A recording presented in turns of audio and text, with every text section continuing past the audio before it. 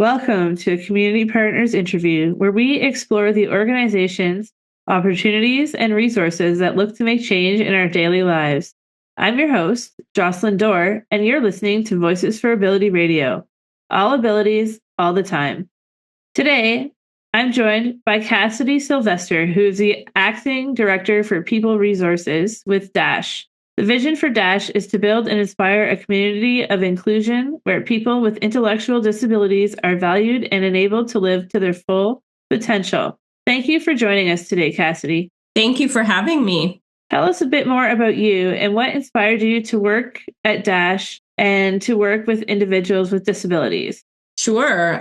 So I started working in this field over 20 years ago as a direct support professional for another organization, and I just fell in love with the work. And so I moved to Dasch it'll be 5 years in September. And so I moved into working in more of an operations service role in a lot of our community homes. And then I moved into training, so learning and development, and then have continued on in the HR aspect of the field. And for me personally, I just finished my master's in disability studies at the University of Manitoba. So working in this field, working in the disability sector has been a career decision for me, which will continue. Can you tell me about the services that Dasch has to offer? Sure.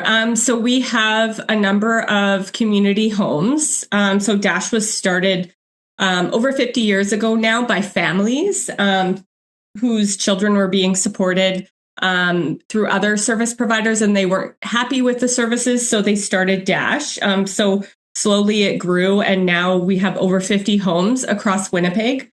We also have 2 day programs, and then we have a vocational program which supports adults to achieve gainful employment. And then we have to support our employees, we have a large training program which focuses on internal growth and making sure that our employees are achieving the knowledge and information so that they can provide the best care and support to the people that we support through Dasch. I saw a section on your website. It was called Dasch Foundation. Can you tell me a bit more about that?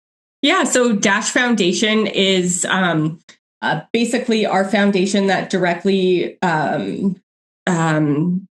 provides donations to better the lives of the people that we support. So they have various fundraising opportunities throughout the year, and the money that they fundraise from donors throughout the community, families, different stakeholders directly funnels into our services. So some examples of the things that we've achieved through the foundation's donations are purchasing vans for some of our homes, having the funds,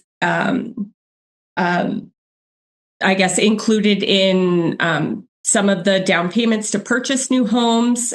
So those are the main things, but there's often other opportunities. So if people we support have different needs, then the foundation's money their donations will directly pool into that.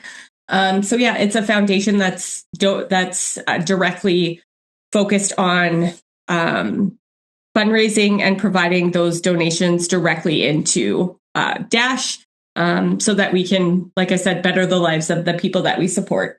And are there any restrictions to the services at Dasch and who can use them?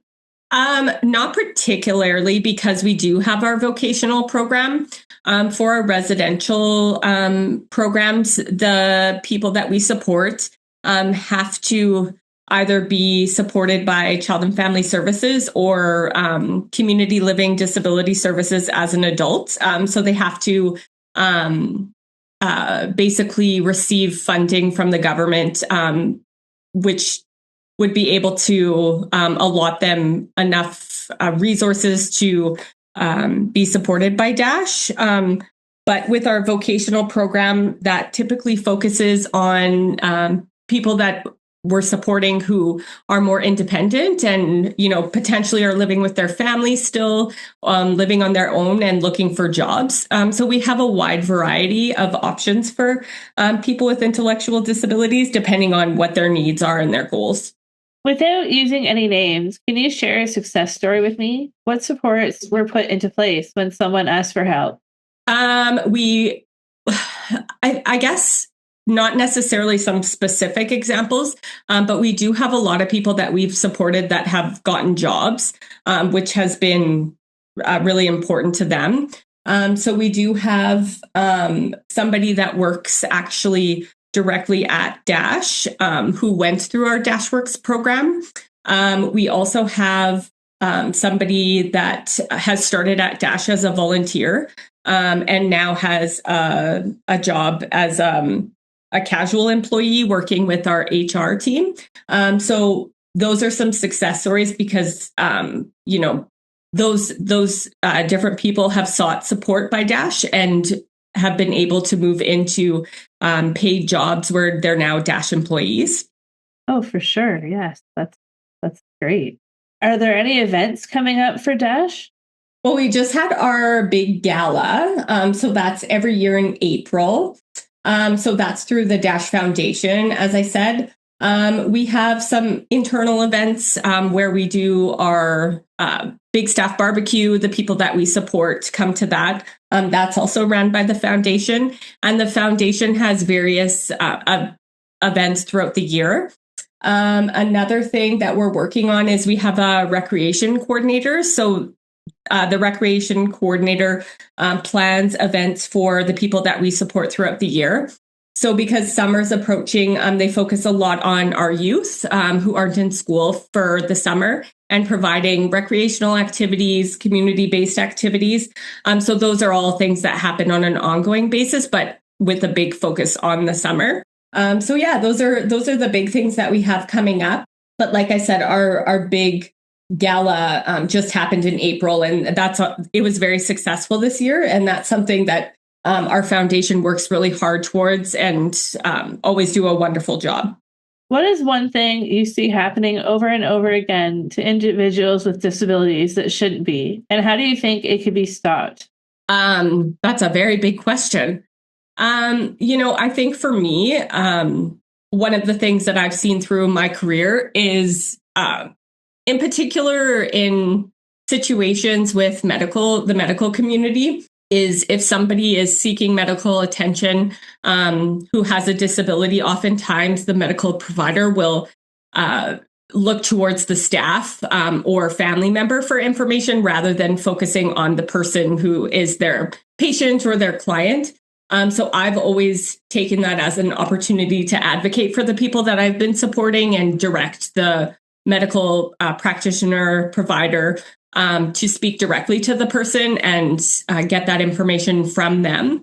So that's something I've always struggled with. So I think that that's an ongoing concern for me. And I think it's just a lack of education in the medical fields. So it takes advocacy to progress and make those changes. But yeah, for me, I mean, that's something that I've always struggled with and continue to see. I agree 100%. If someone wanted to become a member or a volunteer with Dasch, what is the process for joining as a member and for joining as a volunteer? So for joining as a member, like somebody that we would support, that would happen through the community service worker or CFS worker with support from family if they're involved or whatever resources that person has. As far as volunteering, we have on our website a link to our volunteer email address. So it's volunteer@dash.mb.ca, and we're always looking for volunteers. A lot of the volunteer programs that we have are based on social visits. So sometimes we'll get volunteers that want to do other things with Dasch. So we've had volunteers work with our HR department, volunteers help with our special events. So for example, the gala. So typically it just takes someone reaching out to us through our volunteer email address. And then our volunteer coordinator just gets in touch with them. And then we go through the process. So for volunteers, they need the same type of documentation as employees would. So criminal record checks, child and abuse registry checks.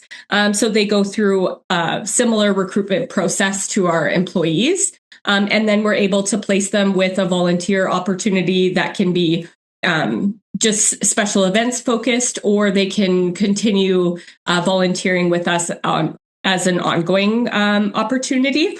So it kind of just depends on what that person's looking for and what we have available at that time. But we love our volunteers and are always looking for more. What is one thing that everyone needs to know about Dasch? I feel like there's a lot of things that would be great to focus on. But you know what? The number one thing that I think is such a positive thing about Dasch is the involvement of families for the people that we support. Oftentimes, they're the biggest advocates for their children. And Dasch, as I said, was started by families. We have a lot of family members that are on our board. So our Dasch Inc. board, our foundation board. So a lot of the strategic choices of the organization come from the involvement of families. And so I think that's probably one of the strongest things about Dasch that's continued throughout the over 50 years. If listeners are looking for more information, how can they reach out to you? I would say reaching out to us at the organization through our website. So there's lots of information about us on there. So yeah, exploring our website, and then we have different ways to contact us. So depending on if somebody was looking to work with Dasch, we have a career section, which links directly to job opportunities. We have our volunteers who can reach out to us. And then we also have a donation tab, so that links directly to our foundation. And then for general contact us, there's a contact us section on the website. So it gives us our phone number direct at Dasch. And then it also has just a section where you can email us and reach out. And then depending on what you were looking for information-wise, someone would get back to you. Good. Thanks again for joining us today. I really enjoyed learning about Dasch. It sounds like a great organization. Well, thank you so much for interviewing me and for taking the time to chat. And it's been a pleasure talking to you guys. This has been a Community Partners interview on Voices for Ability Radio. All abilities, all the time.